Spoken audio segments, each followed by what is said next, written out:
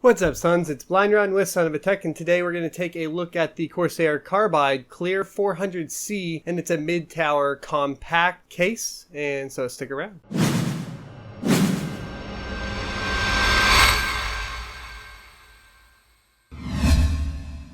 Alright, so we can see from the outside here we have a black steel exterior. That's going to include like the space around the side window, as well as the top, bottom of the case, and the right side panel. Now the front is a mix between steel and plastic. Kind of the side vents are going to be plastic, while the front is still at least advertised as a steel construction. The see-through hinge side window that we talked about earlier does close with a latch. However, the hinged portion doesn't require any tools or any kind of screws or anything like that. All you have to do is unlatch and then lift the panel up to remove it from the case, so then you can get to work on the inside. For the backplate side panel, or the opposite side, you have thumb screws that keep it connected to the case, and so you remove two thumb screws, which fortunately actually were easy to remove with my thumbs from out of the box, which is not always the case. Sometimes I still have to go get like pliers or fucking screwdriver if you're lucky enough to have the Phillips head option on those thumb screws as well, which these do, which is nice to see. There are 3 fan filters. 2 of them are magnetic. One is on the front behind the kind of front panel that you can remove, with 4 tabs down the left and right sides of the case. And you have one magnetic filter on the top that is exposed, so you can just quickly and easily remove that and go ahead and get it cleaned up. Pretty nice option, and I think it looks pretty slick too. On the bottom we have a kind of removable filter for the power supply, and that is actually not magnetic. That's going to slide out on kind of a rail system there, but it's still easy to remove and seems to function quite well.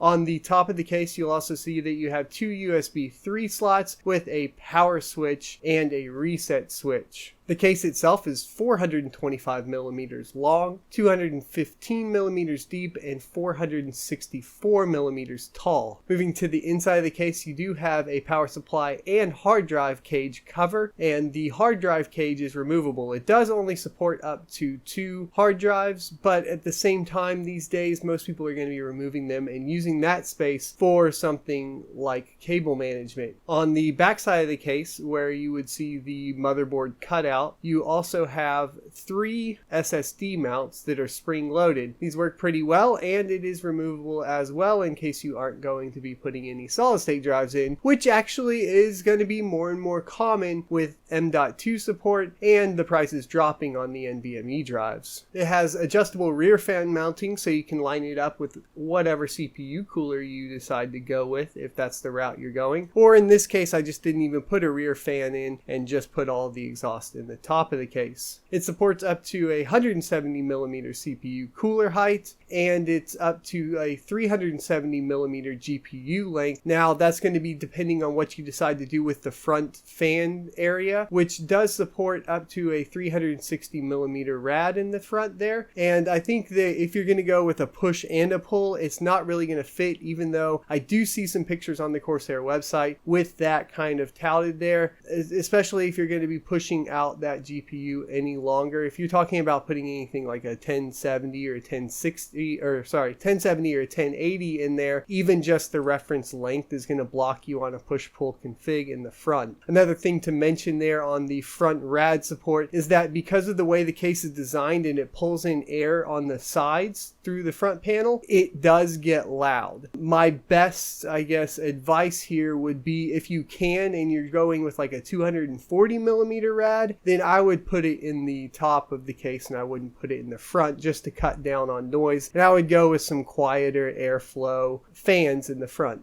The PCI slots are held into place with thumb screws as well, which is nice to see and makes it for pretty easy GPU removal and installation. At the same time though, they did a kind of design where they cut out holes for you to fit your screwdriver in through to unscrew those, and really actually getting in and using the thumb screws in a toolless fashion doesn't work as planned, and it definitely didn't work on the MSI card, as the card sticks up above kind of that PCI slot once it comes out from that area, and you can't get your fingers back there. And then those holes are kind of frustrating because a standard length Phillips screwdriver isn't going to actually reach the screw. It'll get stopped before you get all the way down there. So you really need something like an extra long Phillips head screwdriver, so keep that in mind when you're planning on building in this case.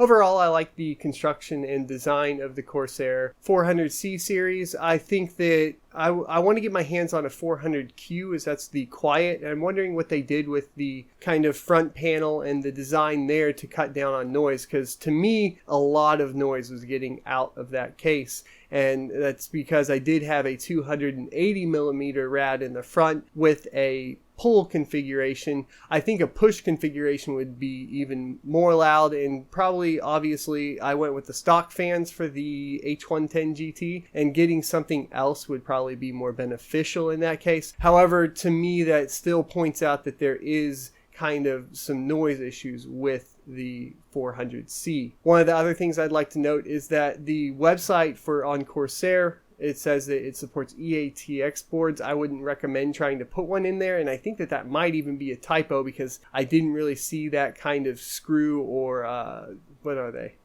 the motherboard stud configurations. I didn't see one for EATX in there. And if you install the power supply cover, a full-size ATX board will come right down, like it almost looks like it sits flush, which also, to point out, does make it kind of annoying to install things like your USB headers and your front I/O. That's pretty much going to wrap it up for the Corsair Carbide clear 400C case. I hope you guys enjoyed the video. I hope that it answered some questions that you had. If you have any more questions about the case itself or the build experience in it, ask them in the comment section below. I will be putting up a video of a full build for this case on this channel here in the next couple weeks, so stay tuned for that. And I would love it if you guys hit that bell, ding that shit, and be sure that you're going to be able to get notifications of when my videos go up. If you want to subscribe, that's also an added bonus. Also, check out my Patreon at patreon.com/sonofatech for the options of joining me in my Discord for some of our live Son of a Talk episodes, as well as being able to have a chance to win some of the items I've reviewed on this channel. Until next time, I'll see you next Tuesday.